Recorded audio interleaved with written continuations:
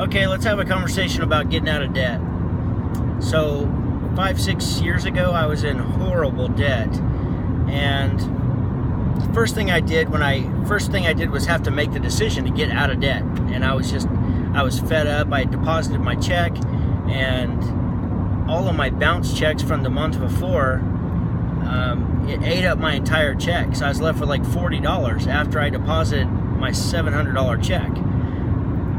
And this was unacceptable. I just couldn't take it anymore. So this is my experience. This is what I did. Take it for what it's worth.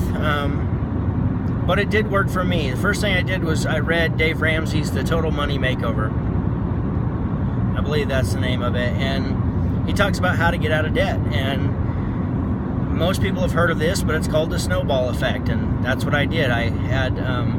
my wife had to stay in the hospital, so I had, an unreal amount of bills, checks to write every month. Like 30 checks I had to write a month to pay all my bills, because I had so many different. If you've ever had anyone spend any time in the hospital, you know that it's, you get bills from every single person just about that you dealt with in the hospital. So we were in major debt. And it wasn't just that, we had subscriptions to different magazines and stuff that we just didn't really need. We had high utility bills. We had just all the things that can make the money struggle real. So what we did was, first thing I did is I went on a cash basis. So I made sure to put enough money in the bank to cover the checks that I was writing, and everything else was cash. So the grocery store, for instance, we had a budget, which was the cash. If we didn't have enough, we had to put stuff back. We didn't have the money in the bank to cover anything extra. I may have put just a little bit extra in there, not much, but it wasn't enough that you would use your card at the grocery store too. Everything was cash. So that helps you maintain how much you're spending, and it helps you stop spending what you don't have. So the next thing I did was I started paying off the little bills first.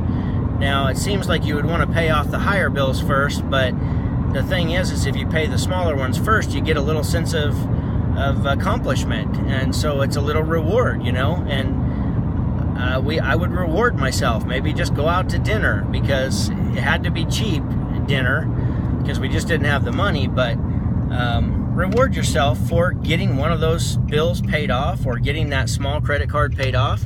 And eventually, so the next month I would take the money that I was paying towards that credit card, and I would pick the next one, and I would start paying it off, or the next bill, and start paying it off.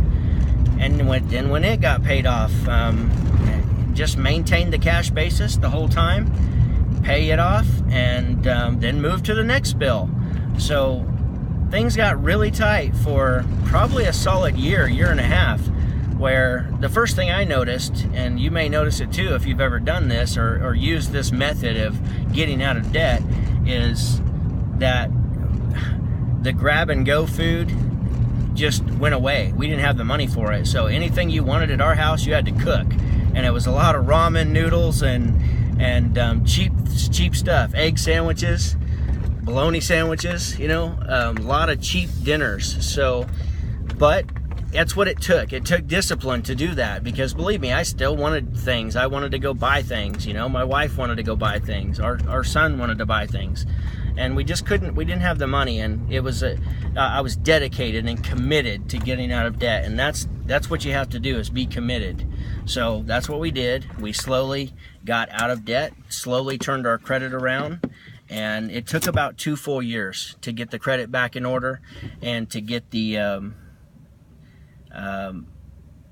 get the cash flow rolling, basically where we could sustain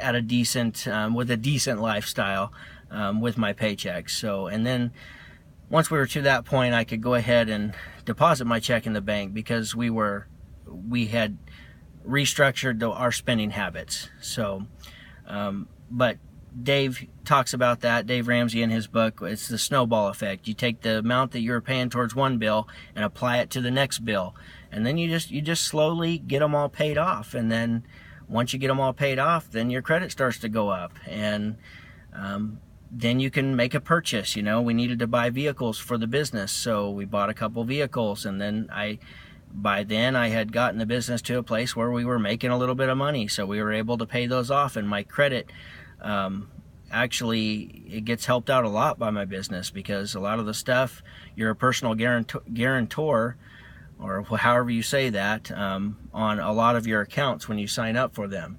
So not just that, but a lot of like my building, that's I bought that personally, because that's what my accountant told me to do. So eventually, when the building's paid off, then the company can pay me rent to use the building.